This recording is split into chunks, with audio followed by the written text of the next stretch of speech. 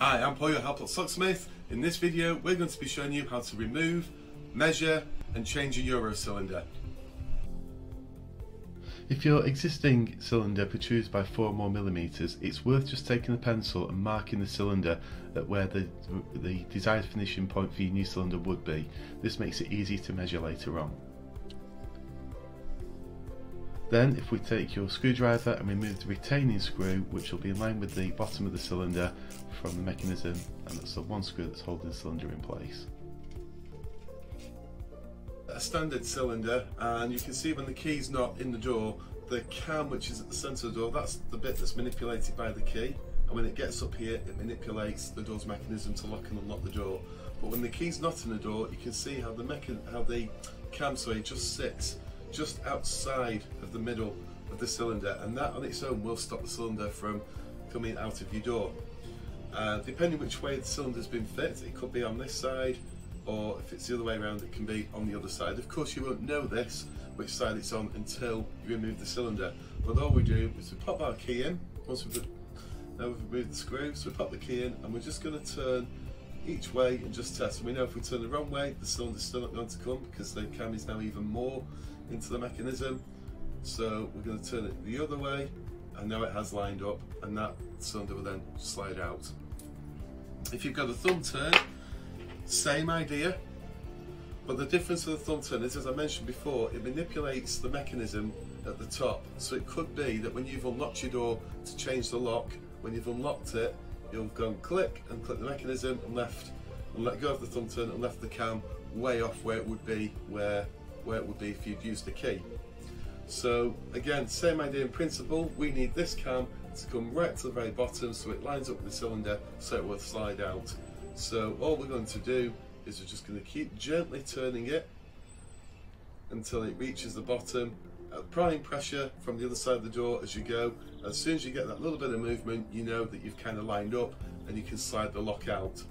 If you turn the thumb turn and it seems to go no further, it probably means it started about here and you've turned it and it's re-hit the mechanism, and then it won't go any further. So you know you've gone as far as it will go, so you need to come back the other way until it comes down to the bottom, and then you can slide the cylinder out. So now I'm going to place the key in, and I've just turned it to between 11 o'clock and 1 o'clock, applying some pressure from the external side of the door, and out it comes. Same again with the thumb turn, just moving that thumb turn around till it finds that sweet spot. So measuring the cylinder is really quite straightforward. It's measured in millimeters, and you measure from each side, from the centre hole on the screw where we took the screw out to the edge of the cylinder. And as you can see on a standard cylinder that's fit the door correctly, we can just place that measurement. If you don't have a ruler or a tape measure, you can email us at hello@helplots.com and ask for this PDF lock measurer. We can send this, you print the PDF file off, and it'll be the measure that you can see behind me. It's to scale, and you just line up your cylinder hole or the screw hole with the hole on the image on our image there, and then you can see the measure either side of the screw. And as I say, it's to scale, so it's nice and easy.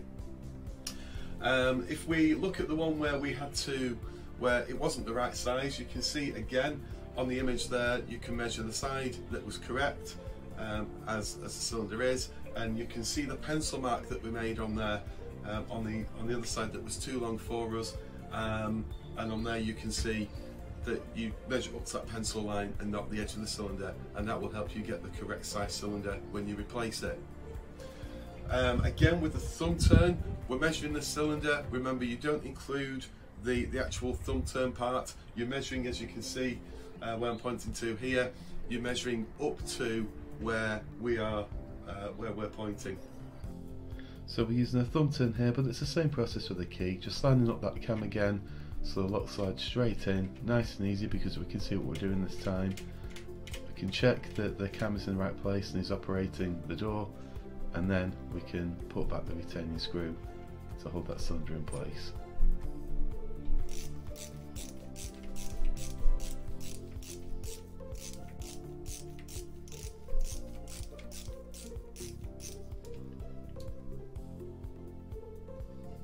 So finally, just a couple of quick hints and tips. Firstly, I would always recommend, where possible and where the screw is in decent condition, that you use the screw from your old cylinder and reuse that when you fit the new cylinder. That's because screws tend to come in different sizes with different brands, and if the screw's too short, it's not going to hold your cylinder correctly, and if it's too long, on some door mechanisms, it can go through your cylinder hole, straight into the mechanism, and actually break your door's mechanism, which in a short space of time ends up becoming an expensive repair. The other thing with that in mind is tip number 2, which is always use, even if you have a drill for screwing and unscrewing, always use a handheld screwdriver. That's so you can feel as soon as there's any tension that you don't want to be there, you know that you can stop screwing. Whereas with a drill, if you've drilled or screwed through the cylinder and held that in place and continued and then hit your mechanism, with a drill you're just going to keep going and break your door. Whereas with a handheld screwdriver, you'll feel as soon as the screw hits something, then you'll kind of know that something's maybe not right, and you can just take the screw out and put a different one in. That is if you have changed the screw. So I hope you found this video useful. As you can see, it's not terribly difficult to change a cylinder. There are a couple of little things to look out for and issues to avoid and traps that you can fall into, but generally it's fairly straightforward. As I mentioned earlier in the video, if you would like the PDF cylinder measuring image sent to you, if you drop us an email at hello@helpbox.com and just request that measuring tool, and we'll send that by PDF for you. All you need to do then is print it off and place your cylinder on top of that image, lining up the screw hole with the screw hole in the image, and you will get an accurate measure for your new cylinder.